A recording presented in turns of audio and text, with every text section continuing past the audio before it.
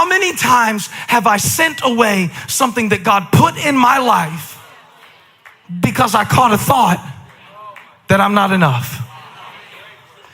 They wandered around and around and around in the wilderness for 40 years, not because of their enemy, but because of their thought.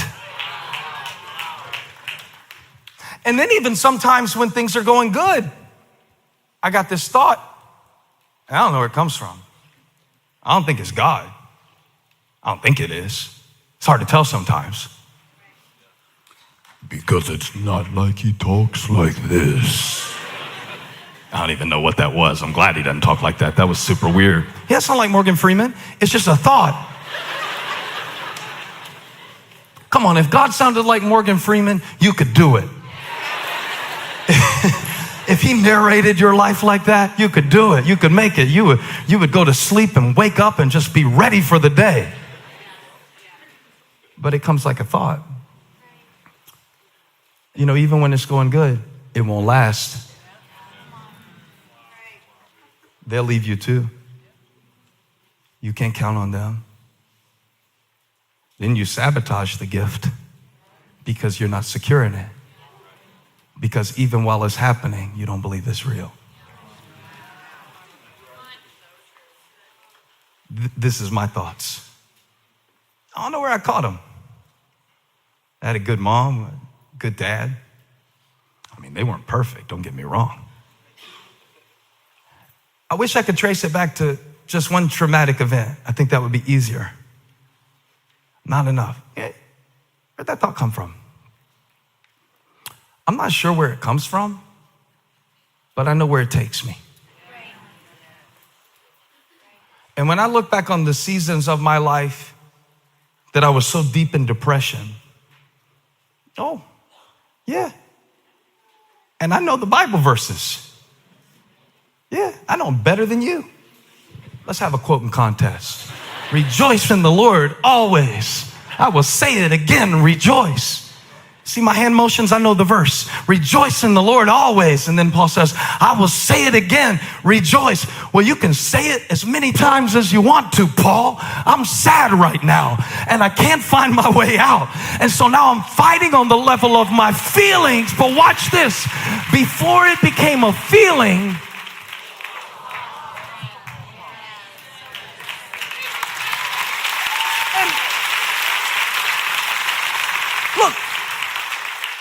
even Paul, it wasn't just like Moses was a bad leader. Even Paul had to fight against opposing voices and thought systems that undermined the essence of the grace of God in the gospel. Even in the churches that he started, even in the church at Corinth, he would write to that church. And what would happen to them was they would be led astray, or the word he likes to use in 2 Corinthians is deceived. He says, I fear that you're being deceived by the power of suggestion. He uses the example, he says, like Eve was deceived by the serpent. You remember that story? When God said, you can eat any of this. And then she caught a thought from a snake. She allowed something that was beneath her to speak to her. And she caught a thought. See, I never had a snake slither up to me and talk to me. I wish I did. I wish it was a snake that I could chop the head off of it. It's a thought, and I have to live with this, and I have to deal with it. And the serpent said to Eve, did God really say? You see it? He introduces a doubt into the possibility and potential of faith, causing her to focus on what is not available rather than what is. And Paul says, I'm afraid that you will be deceived, because there's these spies in the church at Corinth, and they're leading the Christians astray. They're doing it by the power of thought. They are introducing the thought into the church that you need something other than Christ to justify you. He says, I fear that you have been led astray from your pure devotion to Christ. And pure is the right word. That's the important word. Pure It's that uncontaminated place that you access occasionally, where you know that God's got you and everything is going to be all right. You ever just felt that and you had no reason to, and you didn't even have the facts to back it up? You ever just felt that, like, wow, I feel like I'm going to make it and God's going to do it. And I just feel, and I can't even prove it on a flow chart or anything like that. But I just, what happens is the enemy deceives you. He can't take what God gave you. You know that, right? I need to make sure you know that. He can't take what God gave you. But if he can get you to catch a thought that opposes it, he can keep you so weak that you will not walk into it.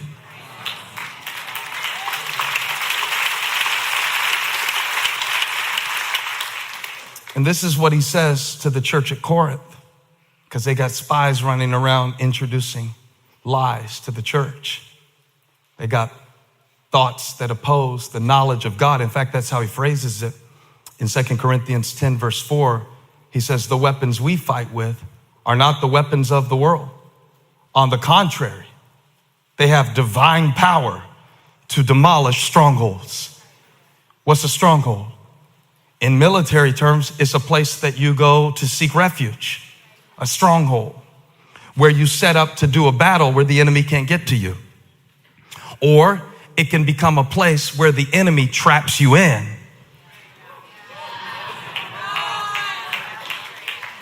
He says, what happens in a physical battle can happen mentally, spiritually, emotionally to any one of us at any time. See, because it is with the thought that I can experience God. I can catch a thought of Jesus and his grace for me and his love for me and his mercy toward me. And that thought can move me to worship him in the beauty of holiness, in the splendor of his magnificence. In fact, I want to say this. One thought of Jesus can lift you above any wave of worry. One thought of Jesus. Have you been having trouble breathing this week? Get a thought on your mind of the goodness of God. You see that battle he brought you through. You see that way he made for you. And just one thought of Jesus. How many know one thought can lift me out of the pit? One thought.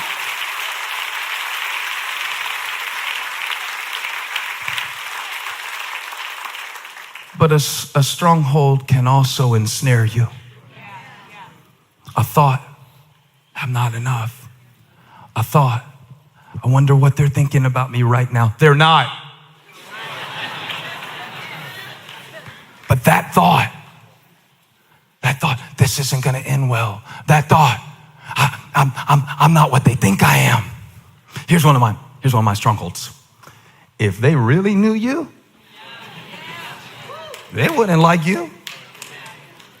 If they really knew, because all of us are bluffing.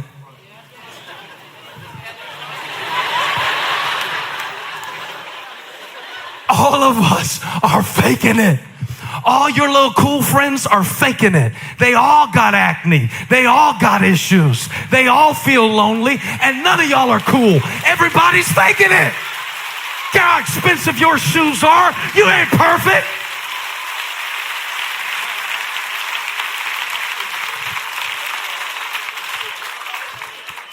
But Paul, they were coming into church like, oh, he's an imposter. He's not a real one. They were introducing a thought to rob them. You know the devil is a thief, right? He can't take your promise. So now he wants to steal your thoughts. But I was reading something in Proverbs. Can I show you this real quick? I didn't get to show them last night. In Proverbs chapter 6, verse 30, it says, people do not despise a thief if he steals to satisfy his hunger when he's starving. A thief is just a thief. You know the enemy is a thief. You can't blame him for trying to steal what he doesn't want you to have. But check the next verse. I love this, verse 31. Yet if he is caught,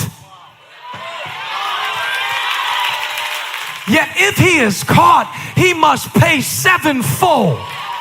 So today we came into this service to catch a thief and to let him know, give me my joy back. Give me my peace back. Give me my wisdom back. Give me the joy of my salvation. Restore it sevenfold. I caught a thought.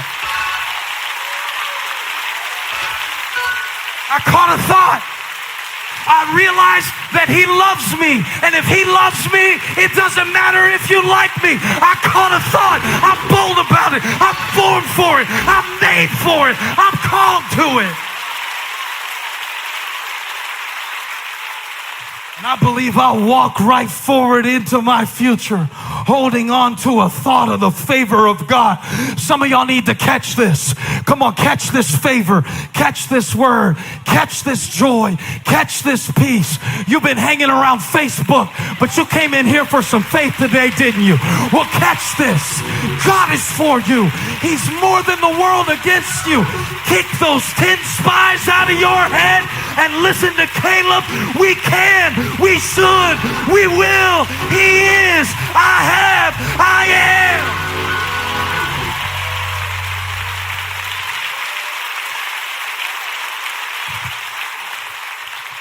High five them and say, I caught a thought. I caught a thought. I caught a thought. Just like I caught a cold last February, I caught a thought. I found out that he is able. I found out that he who began a good work in me will be faithful to complete it. I found out he is the bread of life. He is El Shaddai. He is more than enough. I caught a thought of God.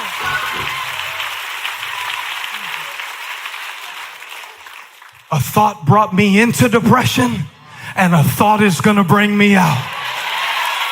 When I survey the wondrous cross on which the Prince of Glory died, my richest gain I count but loss and pour contempt on all my pride. What's he saying? I caught a thought of the goodness of God, and it lifted me out of the pit of my despair. You can't keep the thought from coming. But watch what Paul said. He said, we demolish strongholds. How do we destroy it? Verse 5 is important. He said, we demolish every spy that says we can't. And every pretension that sets itself up against the knowledge of God. How many know something about God that is deeper than a feeling? I mean, you've known it since you were a child. You've known it in your soul. You've known it in your spirit. Deep calls to deep. So when I have a thought that opposes what I know about God, what you gonna do about it? I can't keep it from coming. But he said, we take captive every thought to make it obey Christ.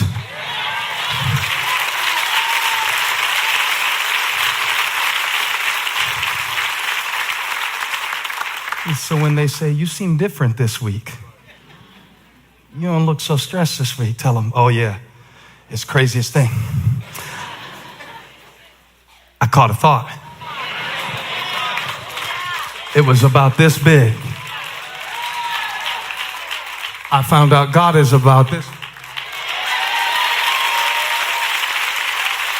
I caught a thought of his greatness. I magnified him in my mind.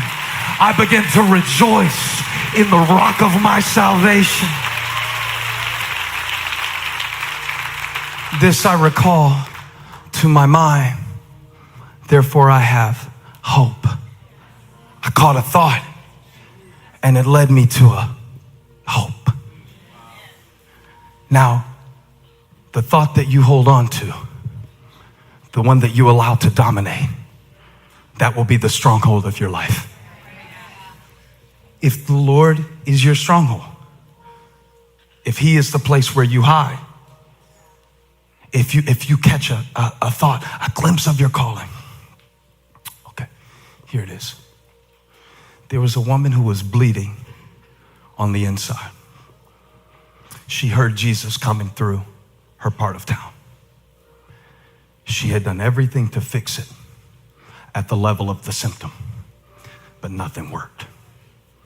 The condition that she had was a deep one. It was causing her to hemorrhage and lose blood, just like many of us are hemorrhaging emotionally and losing energy and losing hope.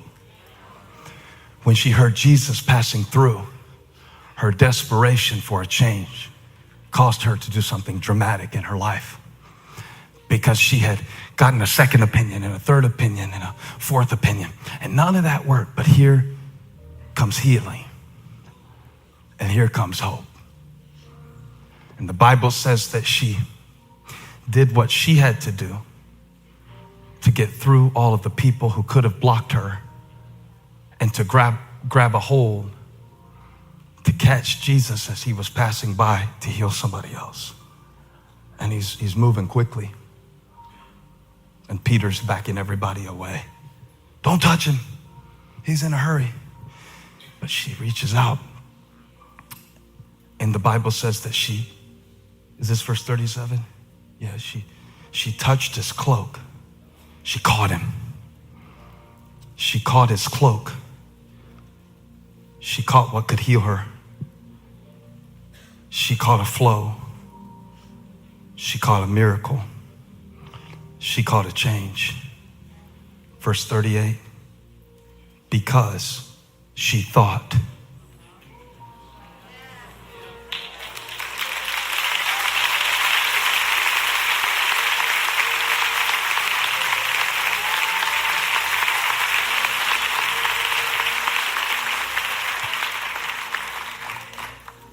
Before I caught the answer, I caught a thought.